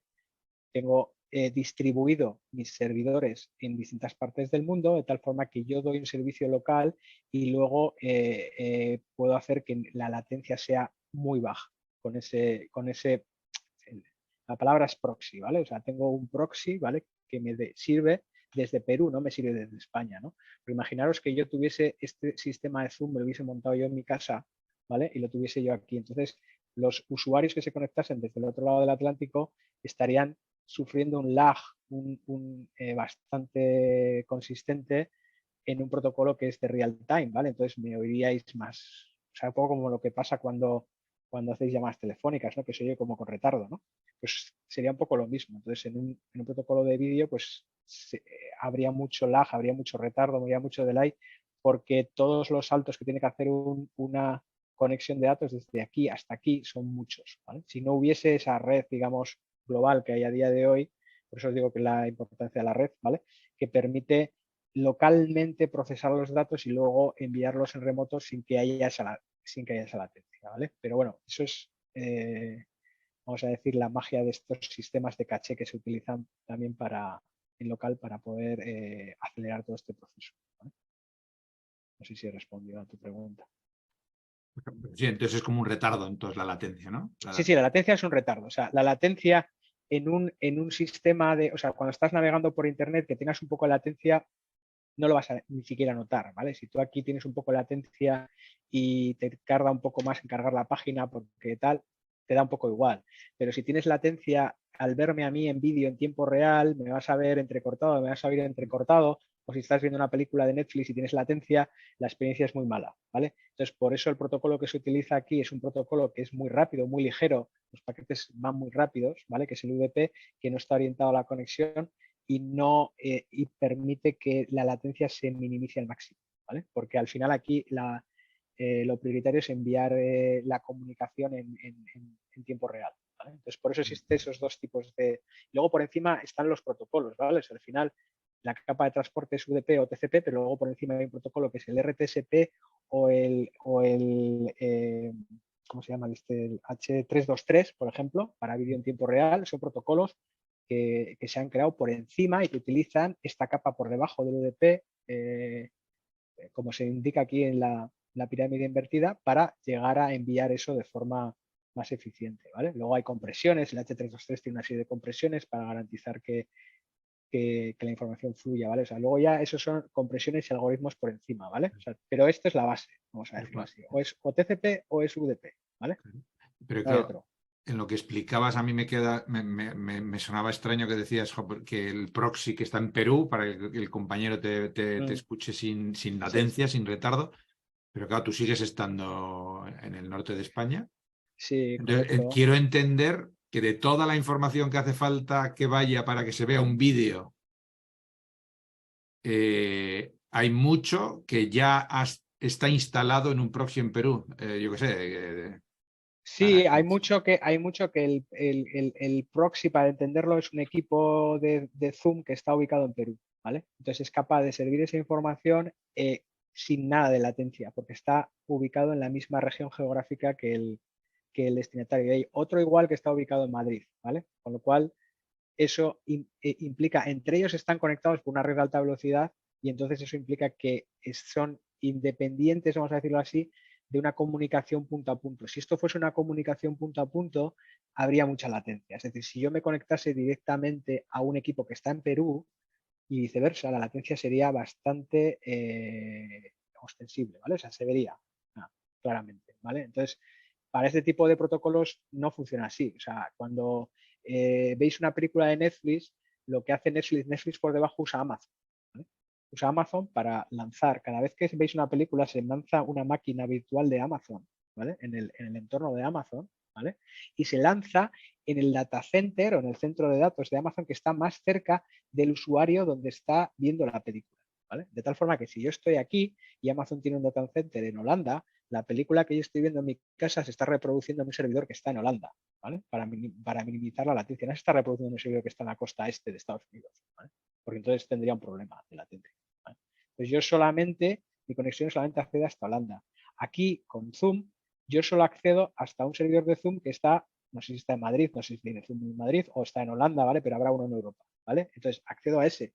Y ese servidor es el que luego, a través de esta red de alta velocidad internacional, se comunica con este otro de aquí, pero no soy yo directamente comunicándome con el servidor de aquí, porque, o sea, con el que está allí, porque entonces sería imposible. O sea, es decir, iría muy lento la cosa. Entonces, esa capa de red que permite hacer local algo que es remoto, es lo que permite toda esta globalización de servicios, pues todos los que he comentado, ¿vale? Netflix, los servicios de videodemanda, de los servicios del Teams, el Zoom, todo esto está montado así, ¿vale? Y es lo que hace que funcione.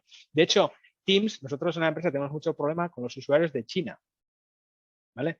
¿Por qué tenemos problema con los usuarios de China? Porque China tiene, no sé si conocéis, pero geopolíticamente China tiene lo que se llama la Gran Muralla China digital, ¿vale? Que no es más que un firewall, ¿vale?